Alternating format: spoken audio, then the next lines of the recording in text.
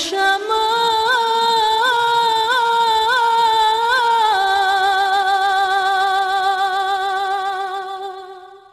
שנתת בי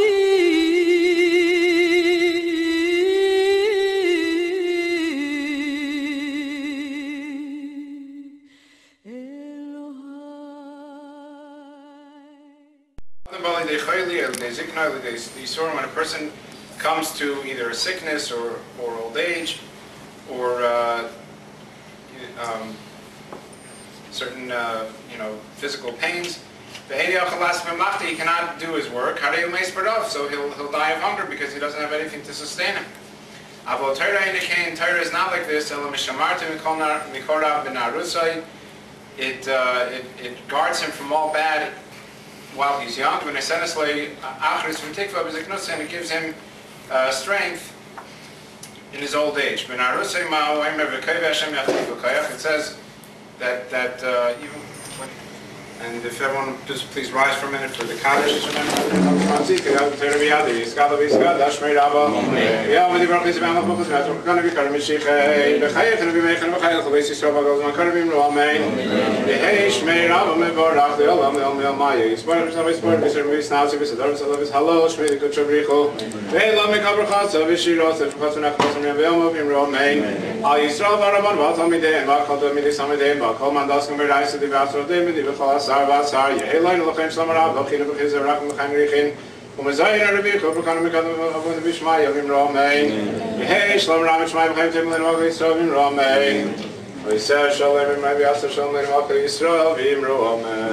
Thank you all for coming tonight. Miriam and I gain a lot of strength by surrounding ourselves by our extended family, you guys.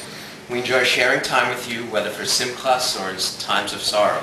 I know Miriam appreciates the support and encouragement that all of you have so generously given her over the past month.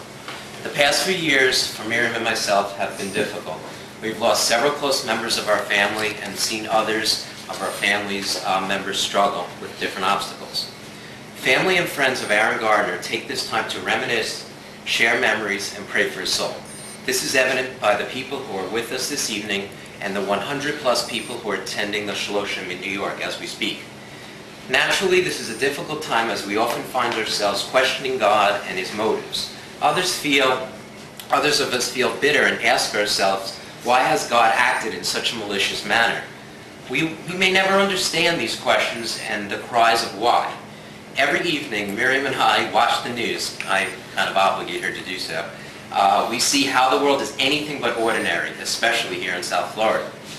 There's just some things that we shouldn't question. For example, why was our family plagued with certain illness and addictions? Or we may inquire about less significant things, such as, why do I forget everything Miriam tells me during a Steelers game? In addition to the normal ways we cope with a loss, I feel that it's imperative that we learn valuable lessons, both positive and negatives, from the loved ones who have passed on. Aaron personified an individual who did not want to partake in family conflicts. Conflict was not part of his nature, and he wanted to only see the best in his family and friends. Consequently, Aaron's personal conflicts made it very difficult at times for his family and friends to reach out in effort to provide him with the extra care and love. Hence, no one should feel any remorse or regret. I give Miriam a lot of credit over the past 8 years. You continue to remain humble, persevere, and succeed in your goals. I find that remarkable and commendable. My mother and I continue to give you accolades on the tremendous amount of love, care, and time you gave yourself to both my grandparents and my mom during her battle with cancer. You remained incredibly resilient despite your hardships. We should all be inspired by your accomplishments. Remember that our loss isn't necessarily Aaron's loss. I firmly believe that substance abuse begins with the mind attempting to create diversions due to a person's lack of happiness. People achieve this by relying on substance to attain contentness. Fortunately for us, we continue to find healthy and natural means to achieve contentness. Miriam receives strength in Judaism. She takes active role in caring and loving for her friends and family. In addition, like myself, you enjoy assisting students in reaching their future aspirations. All people should find their individual natural highs that foster growth for both their body and mind. I have no doubts that Miriam will overcome the feelings of pain and sadness. She is driven by her positive attitude and her personal convictions. She is able to conceptualize the situation and understands that Aaron, in fact, has a greater calling. Personally, I firmly believe that Aaron, my grandfather, and your father have opened up a high-end clothing store in an area that resembles Brooklyn. My grandfather is managing operations and complaining about everything. Your brother is charming customers and assuring the success of the business. Your dad has a booth in front of the store where he shares his love with Torah for others. After a hard day's work, they attend free performances by Frank Sinatra and Michael Jackson. It is always important to keep in mind that life will always throw us some lemons. It is imperative that we take those lemons to the rabbis. They'll mix it with some vodka and tonic and turn it into a l'chaim. During the course of these difficult time periods, Miriam knows that I will always be her biggest supporter and will go to any distance to assure her happiness. In conclusion, in our complex world that we live in, it is critical that we strive to take care of ourselves and each other.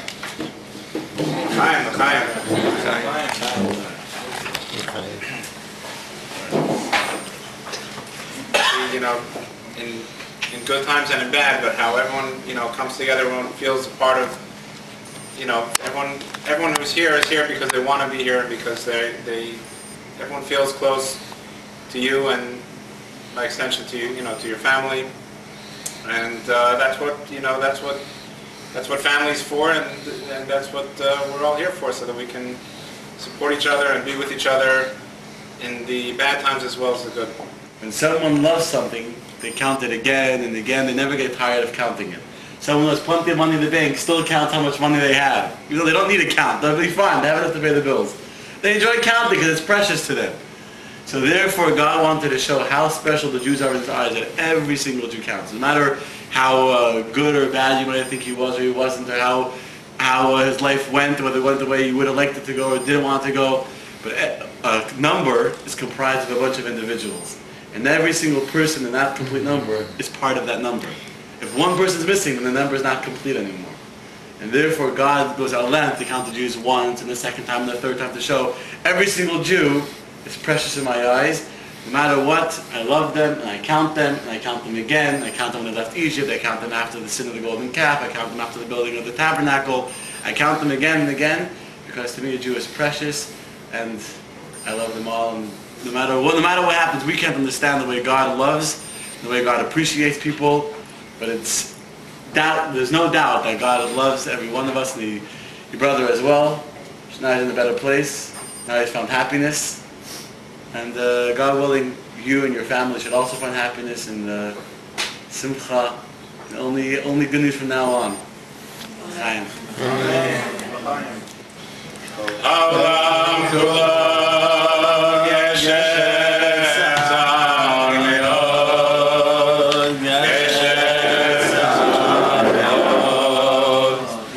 Geshem